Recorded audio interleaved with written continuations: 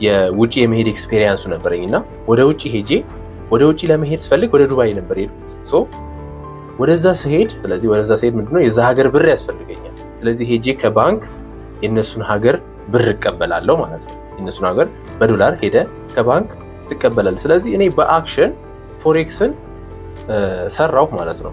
የኛ ሀገር አለ ዘንድ ዶላር ገዛው። ይሄ ምንድነው ፎሬክስ ነው። በጣም በቀላሉ ፎሬክስ ነው ይሄ። በዚህ ወደ ዲጂታሉ ወደዚህ ስንመጣ ደግሞ ምንድነው እዚህ ጋር መግዛት ብቻ ነው የቻልኩት አይደል? እዚህ ጋር ደግሞ መግዛትም መሸጥም እችላለሁ። ይሄን ኦፖርቹኒቲ ሰጥቶኛል ይሄ ኦንላይን ፕላትፎርሙ ማለት ነው። ጀስት ሲምፕል ዘን በመግዛትና በመሸጥ ፕሮፊት ማትረፍ ማለት ነው። እዚህ ጋር ዶላር ገዛውኝ ዘን ለውጪ ለዛ ቦታ ለሚያስፈልግ አንዳንድ ነገሮች ብለህ ትገዛለህ። ስለዚህ እዚህ ጋር ደግሞ የምትገዛቸውና የምትሸጣቸው አሴቶች አሉ። ልክ ዶላሩን እንደምትገዛው ሁሉ እዚህ ጋር ደግሞ 4 ሜን የሆኑ አሴቶች አሉ።